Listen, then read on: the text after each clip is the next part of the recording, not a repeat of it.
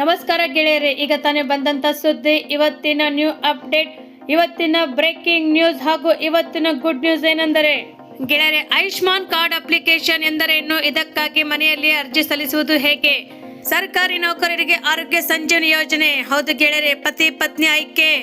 ಕರ್ನಾಟಕ ಸರ್ಕಾರದಿಂದ ಗ್ರಾಮೀಣ ಭಾಗದ ಆಸ್ತಿದಾರರಿಗೆ ಮತ್ತೊಂದು ಗುಡ್ ನ್ಯೂಸ್.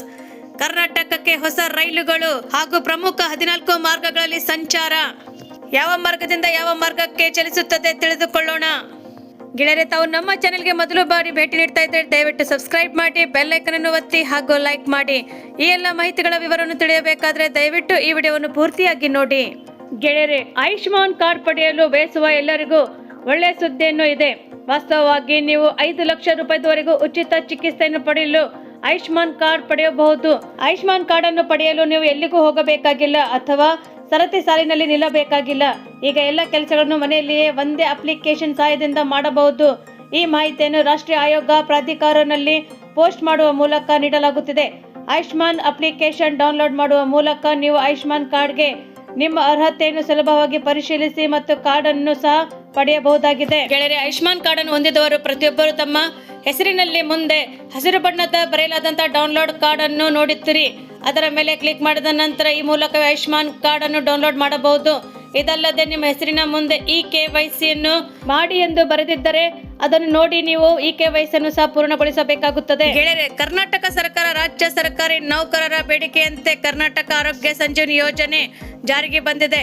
ಸರ್ಕಾರಿ ನೌಕರರು ಮತ್ತು ಅವರ ಕುಟುಂಬಗಳಿಗೆ ನಗದು ರಹಿತ ವೈದ್ಯಕೀಯ ಚಿಕಿತ್ಸಾ ಸೌಲಭ್ಯ ಒದಗಿಸಲು ಈ ಯೋಜನೆಯು ಅಕ್ಟೋಬರ್ 1, 2025 ಜಾರಿಗೆ ಬಂದಿದೆ. ಗೆಳೆಯರೇ, ಆರೋಗ್ಯ ಸಂಜೀವನಿ ಯೋಜನೆಗೆ ಸೇರ್ಪಡೆಯಾದಂತಹ ಸರ್ಕಾರಿ ನೌಕರರ ವೇತನದಿಂದ ಮಾಸಿಕ ವಂತಿಗೆ ಕಡಿತವಾಗುತ್ತದೆ.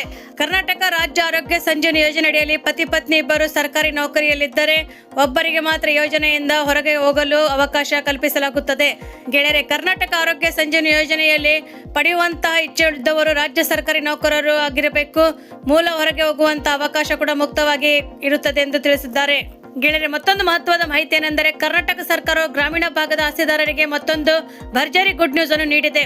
ಕರ್ನಾಟಕ ಸರ್ಕಾರವು ಈಗಾಗಲೇ ಆಸ್ತಿಗೆ ಸಂಬಂಧಿಸಿದಂತೆ ವಿವಿಧ ಅಪ್ಡೇಟ್ಗಳನ್ನು ನೀಡಿದೆ. ಬಿ ಖಾತಾದಿಂದ ಎ ಖಾತಾ, ಈ ಖಾತಾದಿಂದ ಮತ್ತು ಈ ಸ್ವತ್ತುಗಳನ್ನು ಈ ವಿಚಾರಗಳಲ್ಲಿ ಭರ್ಜರಿ ಗುಡ್ ನ್ಯೂಸ್ ಅನ್ನು ನೀಡಿದೆ. ಇದೀಗ ಮತ್ತೊಂದು ಗುಡ್ ನ್ಯೂಸ್ ಏನೆಂದರೆ ಸೌಲಭ್ಯಗಳು ಪ್ರಮುಖವಾಗಿ ಗ್ರಾಮೀಣ ಭಾಗದ ಆಸ್ತಿದಾರರಿಗೆ ಅನುಕೂಲವಾಗುತ್ತಿದೆ. ಕರ್ನಾಟಕ ಸರ್ಕಾರವು ಗ್ರಾಮೀಣ ಭಾಗದ ಆಸ್ತಿದಾರರಿಗೆ ಗುಡ್ ನ್ಯೂಸ್ ಅನ್ನು ಕೊಟ್ಟಿದೆ. ಗ್ರಾಮ ಪಂಚಾಯಿತಿ ವ್ಯಾಪ್ತಿಯಲ್ಲಿ ಬರುವಂತಹ ಆಸ್ತಿಗಳಿಗೆ ಮತ್ತು ಕೃಷಿಯೇತರ ಆಸ್ತಿಗಳಿಗೆ ಸಂಬಂಧಿಸಿದಂತೆ ನಮೂನೆ 11A ಹಾಗೂ ನಮೂನೆ 11B ನೀಡಲಾಗುತ್ತಿದೆ. ಗ್ರಾಮ ಪಂಚಾಯಿತಿ ವ್ಯಾಪ್ತಿಯಲ್ಲಿ ಆಸ್ತಿಗಳಿಗೆ ಮತ್ತು ಕೃಷಿಯೇತರ ಆಸ್ತಿಗಳಿಗೆ ನಮೂನೆ 11A ಹಾಗೂ ನಮೂನೆ 11B ನೀಡಲಾಗುತ್ತಿದೆ. ಈ ಸ್ವತ್ತು ಪಡೆಯಬೇಕಾದಂತಹ ದಾಖಲೆಗಳೇನೆಂದರೆ ಹಳೆಯ ಸ್ವತ್ತು ದಾಖಲೆ ಅಥವಾ ಖಾತೆ, ತೆರಿಗೆ ಪಾವತಿ ರಸೀದಿ, ಸ್ವತ್ತಿನ photo, Aadhaar card, ration card, mobile ಸಂಖ್ಯೆ ಬೇಕಾಗುತ್ತದೆ. ಗೆಳೆಯರೇ, ಈ ಸ್ವತ್ತನ್ನು ಪಡೆಯಬೇಕಾದರೆ ಅರ್ಹರು ಯಾರೆಂದರೆ ಗ್ರಾಮ ಪಂಚಾಯಿತಿ ವ್ಯಾಪ್ತಿಯಲ್ಲಿರುವಂತಹ ಆಸ್ತಿಗಳಿಗೆ ಈ ಯೋಜನೆ ಅನ್ವಯ ಆಗಲಿದೆ. ಈ ಭಾಗದಲ್ಲಿ ಬರುವಂತಹ ಸ್ವತ್ತು ಮಾಲೀಕರು ಇದಕ್ಕೆ ಅರ್ಹರು. ಮನೆ, ಖಾಲಿ ಜಮೀನು ಅಥವಾ ವಾಣಿಜ್ಯ ಕಟ್ಟಡ ಇರುವವರು ಈಗಾಗಲೇ ತೆರಿಗೆ ಪಾವತಿಸುವುದಲ್ಲಿ ಸ್ವತ್ತುದಾರರು ಸಹ ಅರ್ಜಿಯನ್ನು ಸಲ್ಲಿಸಬಹುದಾಗಿದೆ. ಗ್ರಾಮೀಣ ಭಾಗದ ಆಸ್ತಿದಾರರಿಗೆ ಇದಕ್ಕೆ ಅರ್ಜಿ ಸಲ್ಲಿಸುವುದು ಹೇಗೆಂದರೆ ಈ ಸ್ವತ್ತು ಅಥವಾ ಗ್ರಾಮೀಣ ಆಸ್ತಿಗಳಿಗೆ ಈ ಸ್ವತ್ತುಗಳಿಗೆ ಡಿಜಿಟಲ್ ಆಸ್ತಿ ಪ್ರಮಾಣ ಪತ್ರ ಪಡೆಯುವುದು ಮತ್ತು ವಿಧಾನದಿಂದ ಅತ್ಯಂತ ಸರಳೀಕರಣಗೊಳಿಸಲಾಗುತ್ತದೆ.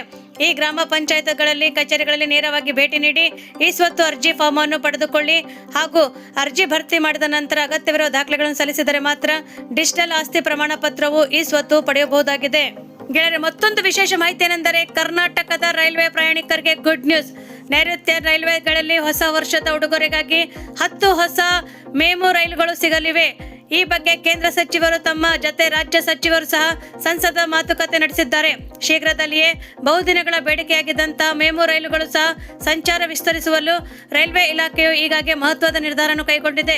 ಹೊಸ ರೈಲುಗಳಿಂದ ಉತ್ತರ ಕರ್ನಾಟಕ ಹಾಗೂ ಹಳೆ ಮೈಸೂರು ಭಾಗದ ಪ್ರಯಾಣಿಕರಿಗೆ ದೊಡ್ಡ ಮಟ್ಟದ ಅನುಕೂಲವು ಕಲ್ಪಿಸುತ್ತಿದೆ. ಇದು ಕೇವಲ ರೈಲು ಸಂಚಾರ ಆಗಿರದೆ ಸಣ್ಣ ಪುಟ್ಟ ಊರುಗಳ ಜನರಿಗೆ ಪಾಲಿಗೆ ಸಾರಿಗೆ ಸಂಜೀವನಿ ಆಗಿರುತ್ತದೆ. ಯಾವ ಯಾವ ಊರುಗಳಿಗೆ ಮೇಮು ರೈಲು ಹೋಗುತ್ತದೆ ಎಂದರೆ ಹುಬ್ಬಳ್ಳಿಯಿಂದ ಗದಗ್, ಗದಗ್ನಿಂದ ಹುಬ್ಬಳ್ಳಿ, ಹುಬ್ಬಳ್ಳಿಯಿಂದ ದಾಂಡೇಲಿ, ದಾಂಡೇಲಿಯಿಂದ ಹುಬ್ಬಳ್ಳಿ, ಹುಬ್ಬಳ್ಳಿಯಿಂದ ಬಿಜಾಪುರ, ಬಿಜಾಪುರದಿಂದ ಹುಬ್ಬಳ್ಳಿ, ಹುಬ್ಬಳ್ಳಿಯಿಂದ ದಾವಣಗೆರೆ, ದಾವಣಗೆರೆಯಿಂದ ಮತ್ತು ಹುಬ್ಬಳ್ಳಿ, ಹುಬ್ಬಳ್ಳಿಯಿಂದ ಬಳ್ಳಾರಿ, ಬಳ್ಳಾರಿಯಿಂದ ಹುಬ್ಬಳ್ಳಿ, ಹೊಸಪೇಟೆಯಿಂದ ದಾವಣಗೆರೆ, ದಾವಣಗೆರೆಯಿಂದ ಹೊಸಪೇಟೆ, ಬಾಗಲಕೋಟದಿಂದ ಲೋಕಾಪುರ, ಲೋಕಾಪುರದಿಂದ ಪುನಃ ಬಾಗಲಕೋಟೆ, ಹುಬ್ಬಳ್ಳಿಯಿಂದ ಸಿಂಧನೂರು, ಸಿಂಧನೂರಿಂದ ಮತ್ತೆ ಪುನಃ ಹುಬ್ಬಳ್ಳಿ, ಬೆಂಗಳೂರು, ಚಾಮರಾಜನಗರ, ಚಾಮರಾಜನಗರದಿಂದ ಮತ್ತೆ ಬೆಂಗಳೂರು, ಹುಬ್ಬಳ್ಳಿ, ಚಿತ್ರದುರ್ಗ, ಚಿತ್ರದುರ್ಗದಿಂದ ಮತ್ತು ಹುಬ್ಬಳ್ಳಿ, ಬಳ್ಳಾರಿ, ದೊಡ್ಡಹಳ್ಳಿಯಿಂದ ಮತ್ತೆ ಪುನಃ ಬಳ್ಳಾರಿಗೆ, ಬೀರೂರಿಂದ ತಾಳಗುಪ್ಪ, ತಾಳಗುಪ್ಪದಿಂದ ಮತ್ತೆ ಬೀರೂರು, ಬೆಳಗಾವಿ, ಮೀರಜ್ನಿಂದ ಮತ್ತೆ ಬೆಳಗಾವಿಗೆ, ಬಿಜಾಪುರದಿಂದ ಸೊಲ್ಲಾಪುರದಿಂದ ಬಿಜಾಪುರ. ಹೀಗೆ ಅನೇಕ ಜನರಿಗೆ ಸಾರಿಗೆ ಸಂಪರ್ಕವು ಸುಲಭವಾಗಲಿದೆ ಎಂದು ಹೇಳಲಾಗಿದೆ. ಗೆಳೆಯರೆ, ಈ ಮೆಮು ರೈಲುಗಳು ಸಣ್ಣ ಪಟ್ಟಣದ ಜನರಿಗೆ ಭಾರಿ ಅನುಕೂಲ ಆಗಲಿದೆ. ಏಕೆಂದರೆ ಮೆಮು ಮತ್ತು ಡೆಮು ಹೆಸರು ಬದಲಾವಣೆಗಳು ರೈಲ್ವೆ ಇಲಾಖೆಯು ಮುಂದಾಗಿದೆ. ಇವುಗಳಿಂದ ಜನಸಾಮಾನ್ಯರಿಗೆ ಸಾರಿಗೆಯಲ್ಲಿ ಮಾರ್ಪಾಡು ಮಾಡಲಾಗುತ್ತಿದೆ. ಇಲ್ಲಿಯವರೆಗೆ ಮೆಮು ಮತ್ತು ಡೆಮು ಯಾಂತ್ರಿಕ ಹೆಸರುಗಳಿಂದ ಕರೆಯಲ್ಪಡುತ್ತಿದ್ದ ರೈಲುಗಳಿಗೆ ಹೆಸರು ಬದಲಾಯಿಸಲು ರೈಲ್ವೆ ಸಚಿವಾಲಯ ಚಿಂತಿಸುತ್ತಿದೆ. ಜನಸಾಮಾನ್ಯರಿಗೆ ಹೆಸರುಗಳಿಂದ ಕಬ್ಬಿಣ ದಡದಿಂದಲೇ ಸುಲಭವಾದಂತ ಅರ್ಥವಾಗುತ್ತಿಲ್ಲ. ಹೀಗಾಗಿ ಹಿನ್ನೆಲೆಯಲ್ಲಿ ರೈಲು ಸೇವೆಗಳಿಗೆ ಜನರು ಹತ್ತಿರವಾಗಲು ಮತ್ತು ಇನ್ಮೇಲೆ ರೈಲುಗಳು ತಮ್ಮ ಸೇವೆಯನ್ನು ಇಂಟರ್ಸಿಟಿ ಎಕ್ಸ್ಪ್ರೆಸ್ ಎಂಬ ಹೆಸರಿನಿಂದ ಓಡಾಡುತ್ತದೆ. ಇದರಿಂದ ಪ್ರಯಾಣಿಕರಿಗೆ ರೈಲುಗಳ ಬಗ್ಗೆ ಹೆಚ್ಚಿನ ಸ್ಪಷ್ಟತೆ ಸಿಗಲಿದೆ. ಈ ಮೆಮು ರೈಲುಗಳು ಪ್ರತಿಯೊಂದು ನಿಲ್ದಾಣದಲ್ಲಿ ನಿಲ್ಲುವುದರಿಂದ ರೈತರಿಗೆ, ಸಣ್ಣ ವ್ಯಾಪಾರಿಗಳಿಗೆ, ವಿದ್ಯಾರ್ಥಿಗಳಿಗೆ, ಪ್ರತಿನಿತ್ಯ ಕೆಲಸ ಹೋಗುವಂತ ನೌಕರಿದಾರರಿಗೆ ಸಂಜೀವನಿಯಾಗಲಿದೆ. ಎಕ್ಸ್ಪ್ರೆಸ್ ರೈಲುಗಳು ಕಡಿಮೆ ಕಡೆ ನಿಲ್ಲುವುದರಿಂದ ಅವುಗಳ ವೇಗ ಹೆಚ್ಚಲಿದೆ ಮತ್ತು ಮೆಮು ರೈಲುಗಳು ಸ್ಥಳೀಯ ಸಂಚಾರವನ್ನು ಸುಲಭವಾಗಿಸುತ್ತದೆ ಎಂದು ಹೇಳಲಾಗಿದೆ. ಗೆಳೆಯರೆ, ತಾವು ನಮ್ಮ ಈ ವಿಡಿಯೋವನ್ನು ಮೊದಲು ಬಾರಿಗೆ ನೋಡುತ್ತಿದ್ದರೆ ದಯವಿಟ್ಟು ಸಬ್ಸ್ಕ್ರೈಬ್ ಮಾಡಿ, ಬೆಲ್ ಐಕನ್ ಅನ್ನು ಒತ್ತಿ ಹಾಗೂ ಲೈಕ್ ಮಾಡಿ. ಈ ನಮ್ಮ ವಿಡಿಯೋವನ್ನು ತಾವು ಪೂರ್ತಿಯಾಗಿ ನೋಡಿದ್ದಕ್ಕೆ ತಮಗೆ ಧನ್ಯವಾದಗಳು.